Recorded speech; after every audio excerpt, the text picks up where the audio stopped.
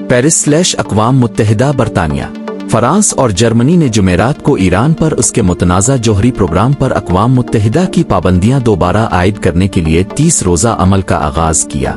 ये इक़दाम इसराइल और अमरीका की जानिब से ईरान पर बमबारी के 2 माह बाद कशीदगी में इजाफे का इम्कान है।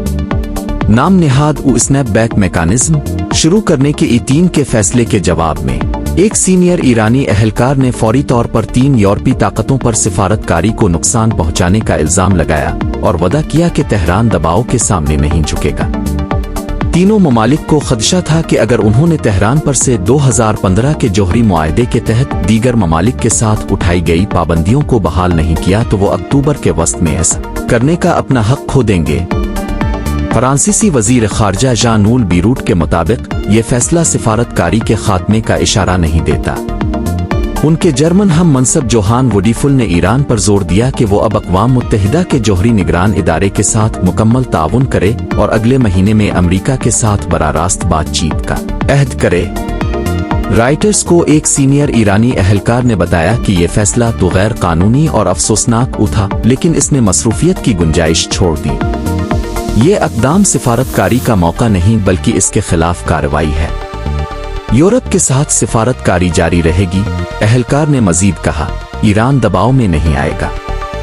अक़वाम मुत्तहिदा के सिफारतकारों ने कहा कि E3 ने जुमे को इस्लामी जमहूरिया के खिलाफ स्नैपबैक एक्शन पर बात करने के लिए सलामती कौंसिल के एक बंद कमरे के इजलास की दरख्वास्त की। जून के वस्त में इसराइल और अमरीका की जानिब से इसकी जौहरी तनसीबात पर बमबारी के बाद से ईरान और E3 ने मुज़ाकरात के कई दूर किए हैं, जिसका मकसद स्नैपबैक मैकेनिज्म को मुवख्खर करने पर इत्तेफाक करना था।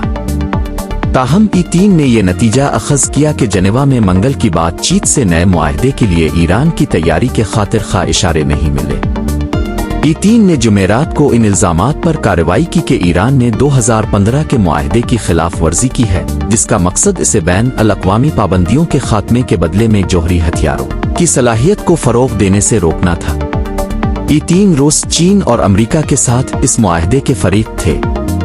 अमरीकी अपनी पहली मुद्दत के दौरान सदर डोनाल्ड ट्रंप ने 2018 में वाशिंगटन को इस मुआहदे से दस्तबरदार कर दिया। ये दावा किया कि ये ईरान के हक में मुतासिब था। ये मुआहदा वक्त के साथ साथ टूट गया क्योंकि ईरान ने यूरेनियम की अफजूदगी पर पाबंदियों की खिलाफ वर्जी की। एक ईरानी जरिए के मुताबिक तेहरान ऐसा सिर्फ वो अगर वाशिंगटन जमानत देता है कि मुज़ाकरात के दौरान कोई फौजी हमला नहीं किया जाएगा।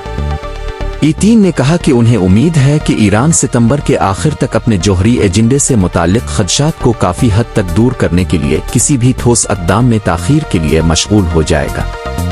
E3 इस बात को यकीनी बनाने के लिए दस्तयाब हर सिफारती आले को इस्तेमाल करने के लिए पुरज़्म है कि ईरान कभी भी जौहरी हथियार तैयार न करे।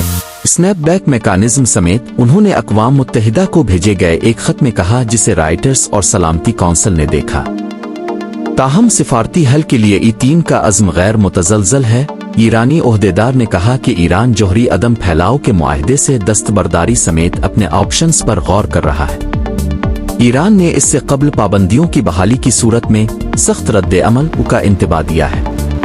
अगर ईरान अक़वाम मुत्तहिदा के जौहरी मुआयनाकारों तक रसाई बहाल करता है, जो ईरान के अफजूदा यूरेनियम के बड़े ज़ख़ीरे का हिसाब भी मांगेंगे, जिसकी हैसियत जून की जंग के बाद से नामालूम है और अमरीका के साथ बातचीत में मसरूफ़ है। E3 ने स्नैपबैक को 6 माह तक बढ़ाने की पेशकश की थी।